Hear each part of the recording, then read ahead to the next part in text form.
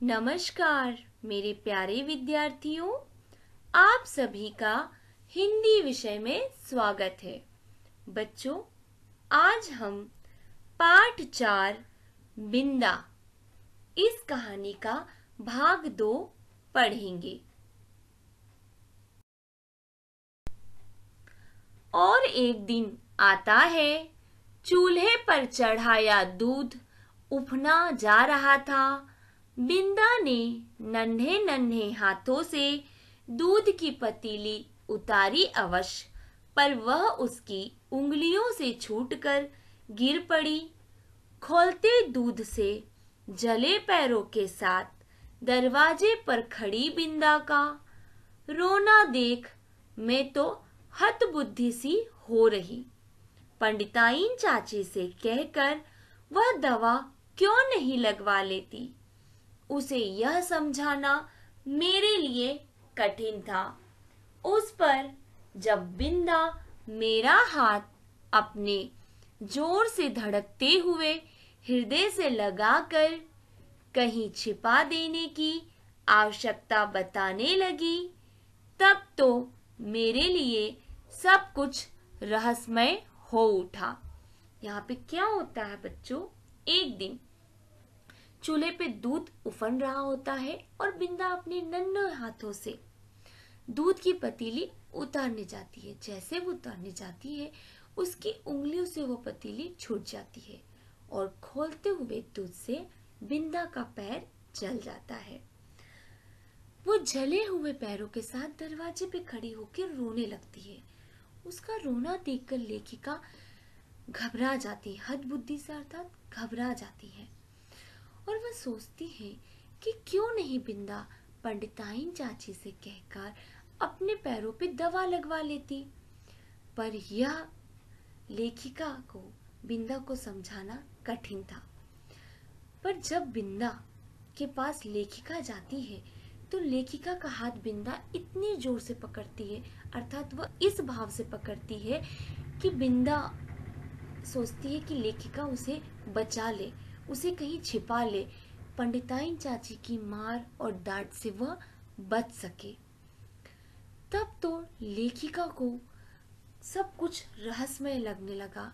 रहस्यमय अर्थात कुछ गुप्त लगने लगा कि कोई तो ऐसी बात अवश्य है जिस कारण बिंदा इतना अपनी नई अम्मा से डरती है। उसे मैं अपने घर में खींच लाई अवश्य, पर न ऊपर के खंड में माँ के पास ले जा सकी और न छिपाने का स्थान खोज सकी। इतने में दीवारें लांघ कर आने वाले पंडिताइन चाची के उग्र स्वर के भय के कारण हड़बड़ाहट में हम दोनों उस कोठरी में जा घुसी जिसमें गाय के लिए घास भरी जाती थी। मुझे तो घास की पत्तियां भी चुभ रही थी। कोठरी का अंधकार भी कष्ट दे रहा था, पर बिंदा अपने जले पैरों को घास में छिपाए और दोनों ठंडे हाथों से मेरा हाथ दबाए ऐसे बैठी थी मानो घास का चुभता हुआ ढेर रेशमी बिछौना बन गया हो। बच्चों, यहाँ पे क्या होता है, बिंदा का पैर जब जल जाता है, लेखिका उनके पास जाती है और लेखिका उनको अपने घर लेकर आती है। पर वो यह समझ नहीं पाती कि बिंदा को लेकर वो कहाँ जाए, वह अपने माँ के पास लेके जाए या कहीं और छिपाए। इतने में ही उन्हें पंडिताइन चाची का जो उग्र स्वर होता है वह उनके कानों में आता है, जिससे डर के दोनों ही हड़बड़ाहट में गाय जहाँ गाय की घास रखी जाती है उस कोठरी में जा छुपती हैं, जहाँ पर लेखिका को घास की पत्तियां और कोठरी का अंधकार उन्हें कष्ट दे रहा होता है। पर बिंदा अपने जले पैरों को उन घास में छिपाए और लेखिका का हाथ अपने हाथों में जोर से दबाए ऐसे बैठी थी मानो घास का चुभता हुआ ढेर उसके लिए रेशमी बिछौना बन गया हो। मैं तो शायद सो गई थी, क्योंकि जब घास निकालने के लिए आया हुआ गोपी इस अभूतपूर्व दृश्य की घोषणा करने के लिए कोलाहल मचाने लगा, तब मैंने आंखें मलते हुए पूछा, क्या सवेरा हो गया? बच्चों, जब दोनों कोठरी में जाकर छिप जाती हैं, वहां पे लेखिका को नींद आ जाती है और वो सो जाती है। तभी वहां पर घास निकालने के लिए गोपी आता है, जो यह अभूतपूर्व दृश्य को, नजारे को देखकर हल्ला मचाने लगता है। तभी लेखिका की आंखें खुल जाती हैं और वो आंखें मलते हुए कहती है, क्या सवेरा हो गया? माँ ने बिंदा के पैरों पर तिल का तेल और चूने का पानी लगाकर जब अपने विशेष संदेश वाहक के साथ उसे घर भिजवा दिया, तब उसकी क्या दशा हुई यह बताना कठिन है। पर इतना तो मैं जानती हूँ कि पंडिताइन चाची के न्याय विधान में न क्षमा का स्थान था, न अपील का अधिकार। बच्चों, क्या हुआ? जो गोपी ने हल्ला मचाया तो बिंदा और लेखिका दोनों जग जाते हैं। तब लेखिका की माँ ने बिंदा के पैरों पे तिल का तेल और चूने का पानी लगाया, क्योंकि बिंदा के पैर जल गए थे ना, दूध गिरने के कारण। और साथ ही अपने विशेष संदेश वाहक अर्थात लेखिका के पिताजी के साथ बिंदा को उसके घर भिजवा दिया। लेकिन उसके बाद लेखिका कह रही है कि उसकी क्या दशा हुई यह बताना तो बहुत कठिन है, पर मैं इतना अपने अनुमान से बता सकती हूँ कि पंडिताइन चाची के विधान, न्याय विधान में क्षमा का स्थान नहीं था। अर्थात इस गलती का उन्होंने, पंडिताइन चाची ने बिंदा को माफी तो न दिया होगा और ना ही कोई अपील, अर्थात बिंदा के पिताजी ने अपील भी की होगी कि बच्चे को नहीं डांटना, नहीं कुछ बोलना। लेकिन पंडिताइन चाची के न्याय विधान में न क्षमा का स्थान था और ना ही किसी अपील का अधिकार था। फिर कुछ दिनों तक मैंने बिंदा को घर आंगन में काम करते नहीं देखा। उसके घर जाने से माँ ने मुझे रोक दिया था, पर वे प्रायः कुछ अंगूर और सेब लेकर वहां हो आती थी। बहुत खुशामद करने पर रुकिया ने बताया कि उस घर में महारानी आई है। एक दिन में दोपहर को सभी की आंख बचाकर बिंदा के घर पहुंची। नीचे के सुनसान खंड में बिंदा अकेली एक खाट पर पड़ी थी। आंखें गड्ढे में धंस गई थी, मुख दानों से भरकर न जाने कैसा हो गया था और मैली सी चादर के नीचे छिपा शरीर बिछोने से भिन्न ही नहीं। बच्चों, यहाँ पर क्या हुआ? लेखिका के माँ ने बिंदा को उसके घर भिजवा दिया। उसके बाद से कुछ दिनों तक लेखिका को बिंदा घर आंगन में काम करती दिखाई नहीं दी और लेखिका की माँ ने उन्हें बिंदा के घर जाने से रोक दिया था। पर उनकी माँ प्रायः अंगूर और सेब लेकर बिंदा के घर जाती थी और लेखिका को बिंदा के बारे में जानने की बहुत जिज्ञासा होती थी कि बिंदा न जाने कैसी होगी, वो क्यों नहीं दिखाई दे रही। तो लेखिका के घर में रुकिया नामक एक महिला कार्य करती थी। रुकिया की बहुत लेखिका खुशामद करती थी, चापलूसी करती थी। तब जाके रुकिया ने उन्हें बताया कि बिन्दा के घर में महारानी आई है। महारानी का अर्थ होता है बच्चों चेचक। तो एक दिन दोपहर में लेखिका सबसे आंख बचाकर बिन्दा के घर पहुंचती है और नीचे के घर में बिन्दा को अकेली एक खाट पर पड़ी देखती है। उसकी आंखें गड्ढे में धंस गई होती है, अर्थात वो बहुत कमजोर हो गई होती है। उसके मुख पर दाने, चेचक में बच्चों पूरे शरीर में दाने निकल आते हैं, तो बिन्दा के भी पूरे शरीर में दाने निकल आए थे और वो मैली सी चादर में अपने शरीर को छिपाए हुए सोई हुई थी। उसका शरीर और बिछौना एक दूसरे से बिल्कुल भी भिन्न नहीं थे।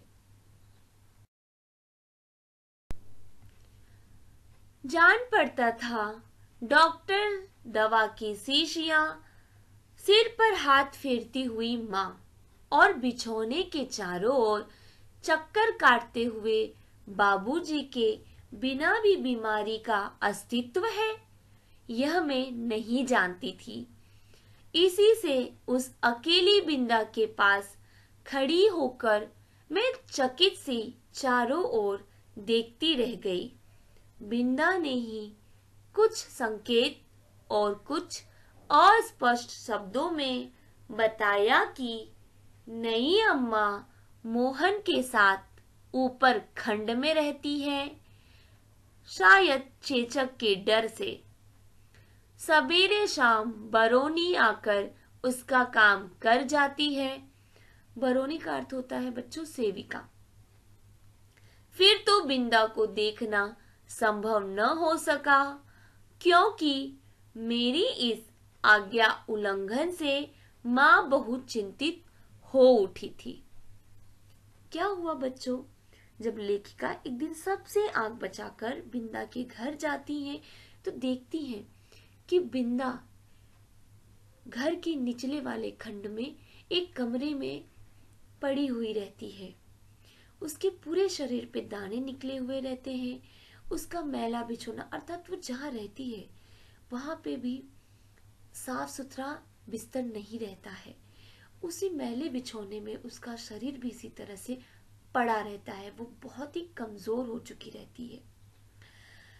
लेकिन लेखिका ने सोचा कि डॉक्टर, दवा की शीशियां और सिर पर हाथ फेरते हुई माँ और बिछौने के चारों ओर चक्कर काटते हुए पिताजी के बिना भी क्या बीमारी का कोई अस्तित्व है, यह मैं नहीं जानती थी। क्योंकि लेखिका को पता था अगर बच्चों को थोड़ा भी कुछ हो जाता है और स्पेशली वो बीमार हो जाए विशेष रूप से, तो उनके माता पिता 24 घंटे उनके पास होते हैं।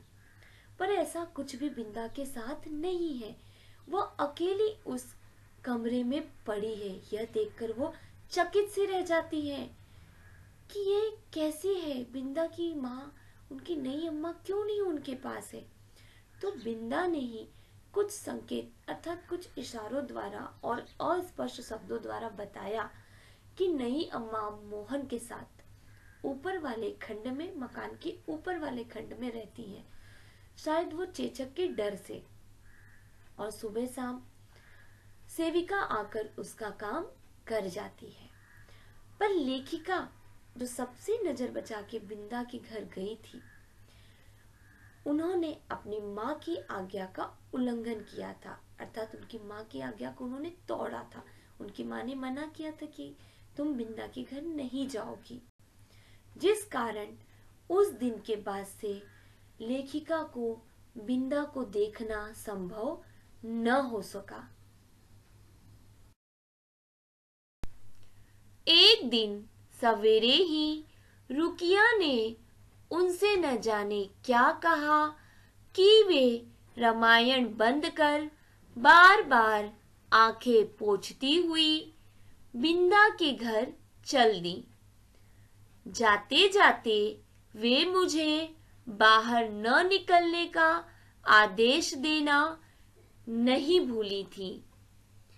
इसी से इधर उधर से झांक कर देखना आवश्यक हो गया रुकिया मेरे लिए त्रिकालदर्शी से कम न थी, परंतु वह विशेष अनुनय विनय के बिना कुछ बताती ही नहीं थी और उससे अनुनय विनय करना मेरे आत्मसम्मान के विरुद्ध पड़ता था। अतः खिड़की से झांक कर मैंने बिंदा के दरवाजे पर जमा हुए आदमियों के अतिरिक्त और कुछ न देख सकी। इस प्रकार की भीड़ से विवाह और बारात का जो संबंध है उसे मैं जानती थी। तब क्या उस घर में विवाह हो रहा है, और हो रहा है तो किसका? बच्चों, एक दिन अचानक रुकिया न जाने क्या आकर लेखिका की माँ को कहती है। लेखिका की माँ रामायण को बंद करते हुए, आंखों में आंसू पोंछते हुए बिंदा के घर जाने लगती हैं। पर जाते जाते वो लेखिका को कहकर जाती हैं कि तुम घर के बाहर नहीं निकलोगी। अब बच्चों में क्या होता है, जब किसी कार्य के लिए कोई मना कर दे तो उन्हें वह बात जानने की और उत्सुकता बढ़ जाती है। लेखिका के साथ भी कुछ ऐसे ही हुआ। अब वो जानना चाहती कि ऐसा क्या हुआ जो माँ रोते हुए बिंदा के घर गई। और रुकिया, जो लेखिका के घर पे सेविका का कार्य करती थी, रुकिया वो त्रिकालदर्शी थी। त्रिकालदर्शी जिसको तीनों लोकों की खबर होती है। लेकिन रुकिया से लेखिका को अनुनय विनय अर्थात उससे पूछना, विनम्रता पूर्वक पूछना कि बताओ क्या हुआ है बिंदा के घर, यह उनके आत्मसम्मान के विरुद्ध था।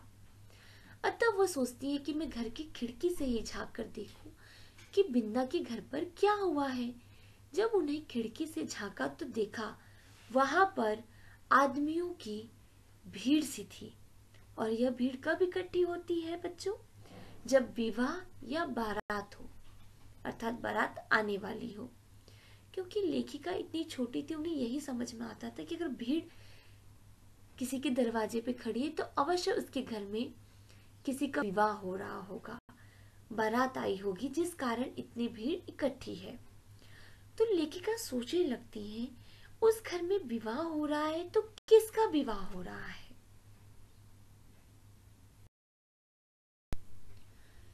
ये प्रश्न मेरी बुद्धि की परीक्षा लेने लगे।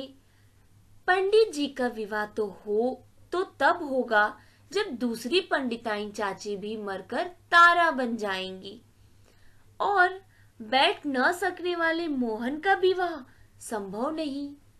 यही सोच विचार कर मैं इस परिणाम तक पहुंची कि बिंदा का विवाह हो रहा है और उसने मुझे बुलाया तक नहीं। इस अपमान से आहत मेरा मन सब गुड़ियों की साक्षी बनाकर बिंदा को किसी भी शुभ कार्य में न बुलाने की प्रतिज्ञा करने लगा। यहाँ पे क्या हुआ बच्चों?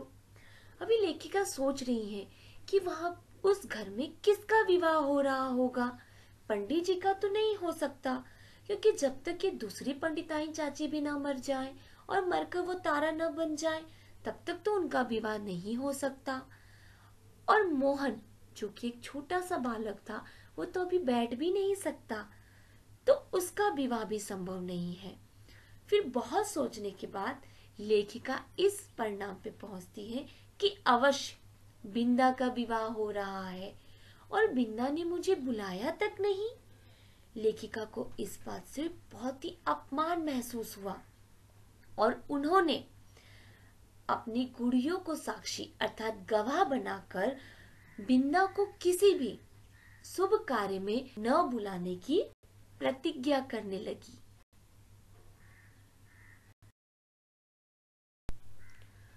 कई दिन तक बिंदा के घर झांक कर जब मैंने माँ से उसके ससुराल से लौटने के संबंध में प्रश्न किया तब पता चला कि वह तो अपनी आकाशवासिनी अम्मा के पास चली गई। उस दिन से मैं प्रायः चमकीले तारे के आसपास फैले छोटे तारों में बिंदा को ढूंढती रहती, पर इतनी दूर से पहचानना क्या संभव था? यहाँ पे क्या हुआ बच्चों? लेखिका को लगता है कि बिंदा का विवाह हो चुका है। कई दिनों तक वह बिंदा के घर झांकती थी। फिर एक दिन वो अपनी माँ से पूछती है कि माँ, बिंदा ससुराल से नहीं आएगी क्या? तब उन्हें पता चलता है कि बिंदा का विवाह नहीं हुआ। वह तो अपनी आकाशवासिनी अर्थात जो उसकी माँ स्वर्ग सिधार गई थी, उसके पास बिंदा भी चली गई है, अर्थात बिंदा भी मृत्यु को प्राप्त हुई है। उस दिन से लेखिका प्रायः चमकीले तारों के बीच फैले छोटे छोटे तारों में बिंदा को ढूंढती रहती थी, पर क्या इतनी दूर से पहचानना संभव था बिंदा को उन तारों के बीच? तब से कितना समय बीत चुका है, पर बिंदा और उसकी नई अम्मा की कहानी शेष नहीं हुई। कभी हो सकेगी या नहीं, इसे कौन बता सकता है? लेखिका महादेवी वर्मा।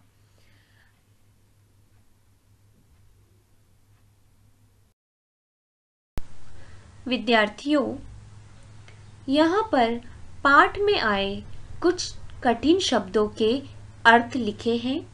आप सभी को अपने हिंदी पुस्तिका में शब्दार्थ लिखने हैं। बाल्य सखी अर्थात बचपन की सहेली।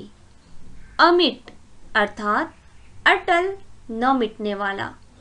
आश्वस्त अर्थात निश्चिंत। श्यामा अर्थात काले रंग। कर्णफूल अर्थात कानों में पहना जाने वाला गहना। संकल्प अर्थात दृढ़ निश्चय। बाजीगर अर्थात मदारी। प्रत्युत अर्थात बल की।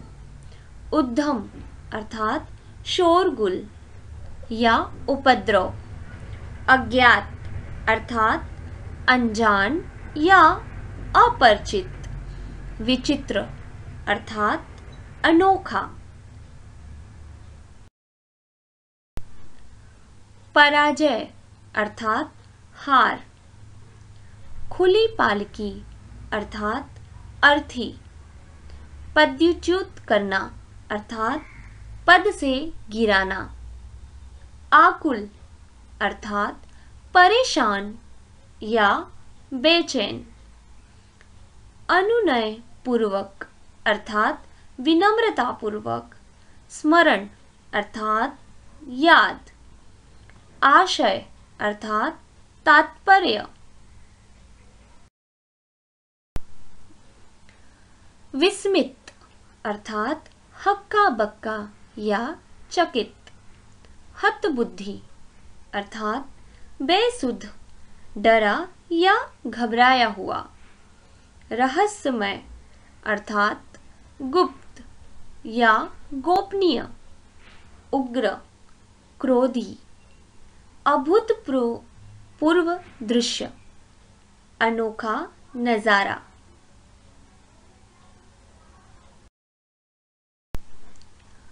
कोलाहल अर्थात शोर।